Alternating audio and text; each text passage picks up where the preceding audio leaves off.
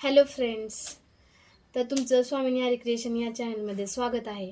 तर आपण कालच्या व्हिडिओमध्ये आरीवर्कसाठी लागणाऱ्या बेसिक मटेरियल्सची माहिती पाहिली आहे. तर आज आपण चेन स्टिच कशी करायची ही बघणार आहोत. तर त्यासाठी पहिल्यांदा ही रिंग लागणार आहे. तर ही जी रिंग आहे ही आहे आउटर रिंग, आणि हे जे स्क्रू आहे इथून आपण जी रिंग आहे ते फिट आणि लूज करू शकतो, आणि ही जी आहे ही इनर रिंग आहे. तर यावर आपण आता हे जे कॉटन क्लॉथ आहे हे लावून घेणार आहोत. तर यासाठी सगळ्यात पहिल्यांदा ही इनर रिंग अशी खाली ठेवून घ्यायची आहे, आणि त्यावर हे जे क्लॉथ आहे हे असं पसरून घ्यायचं आहे. हे असं लावून घेतलं की त्यानंतर आपल्याला जी ही इनर रिंग आहे ही त्यावर लावून घ्यायची आहे. तर ही बघा तुम्ही, हे अशा प्रकारे लावून घ्यायची आहे.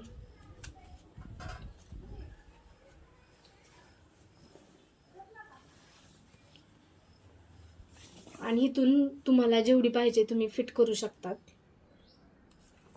आणि त्यानंतर हे जे कापड आहे असं ताणून घ्यायचं आहे. हे असं ताणल्याने कापड फिट होतं आणि एकदम असं तंग असं तुम्ही बघू शकता, असं तंग फिट होतंय. आणि हे असं ताणून घेतल्यानंतर त्याच्यावर आरी करायला सोपं जातं. त्यामुळे असं हे एकदम ताणून घ्यायचं आहे.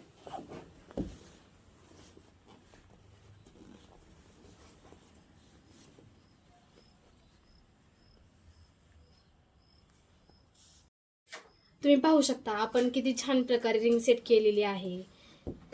हे असं ताणून रिंग लावायची असते, कारण की हे जे कपडा जेवढा ताणून घेईल ना तेवढं आपल्याला आरीवर्क करताना असं सोपं जातं आणि त्रास होत नाही. आणि आरीवर्क जे आहे ना ते व्यवस्थित पण येतं. आणि जर असं हे जे कापड लूज राहिलं ना तर आरीवर्क करताना आपल्याला प्रॉब्लेम येतो आणि आरीवर्क पण व्यवस्थित होत नाहीये. तर आता आपण ही जी रिंग आहे सेट केलेली ही आपण स्टँडला लावून घेणार आहोत. तर हे आहे आरीवर्क स्टँड. हे जे स्टँड आहे ना मी तर बनवून घेतलेलं आहे. तुम्ही बाजारात आपल्याला आयतं पण भेटतं आणि बनवूनही घेऊ शकतात. तुम्हाला जसं आवडेल तसं तुम्ही घेऊ शकता. तर हे ह्यावर आपण सेट करून घेणार आहोत. हे अशा प्रकारे लावून घेतलं.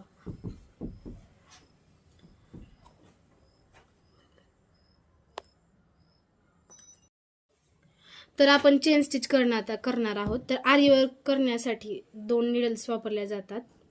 तर ह्या 2 निडल्सपैकी ही जी आहे ही थ्रेड निडल आहे, आणि ही जी आहे ही बीड्स निडल आहे.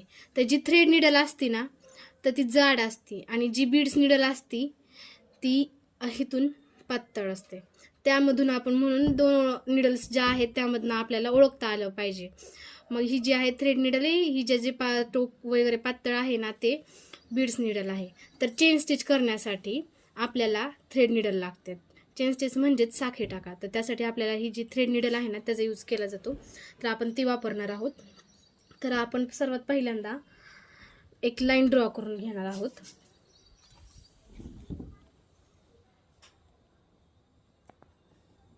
ह्या अशा पद्धतीने एक लाईन ड्रॉ करून घ्यायची आहे. लाईन ड्रॉ झाल्यानंतर आता आपल्याला चेन स्टिच करण्यासाठी जरी थ्रेडचा वापर करायचा आहे. तर ह्याला जरीड थ्रेड असे म्हणतात. तर पाहू शकता तुम्ही हे जरी थ्रेड. तर हा जरी थ्रेड घ्यायचा आहे आणि त्याचा आपण असे डबल 4 वेळेस करायचे आहे. 1 2 3 आणि हे 4. हे अशा पद्धतीने करून घ्यायचं आहे आणि अशी गाठ मारून घ्यायची आहे. इथं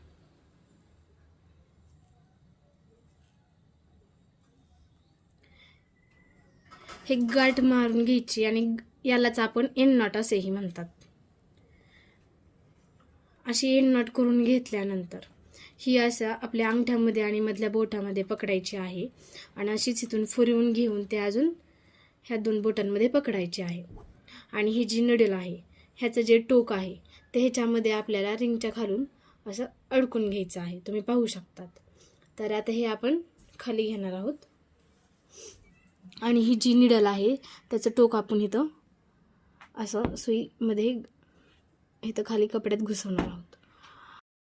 आणि हे असं दोरावर काढल्यानंतर हे जे सुईचं टोक आहे ते आपल्या दिशेने घ्यायचं आहे, आणि ते असं खाली घालायचा आहे आणि त्यानंतर खाली घातल्यानंतर खालच्या हातातला जो दोरा आहे तो त्याच्यामध्ये असं गोल फिरून अडकवायचा आहे आणि अशी सुई गोल फिरून असं वर ओढायचं आहे आणि असं वर ओढल्यानंतर ही जी प्रोसेस आहे ना अशीच कंटिन्यू करायची आहे. ह्यालाच आपण असं साखळी टाका असं म्हणतो आणि साखळी टाका हा आरीवर्कचा बेस आहे.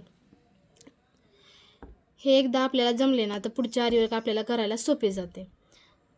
त्यामुळे ही जी पूर्ण लाईन आहे अशीच कंटिन्यू पूर्ण लाईन जेवढी आपण ड्रॉ केली आहे तेवढी करायची आहे.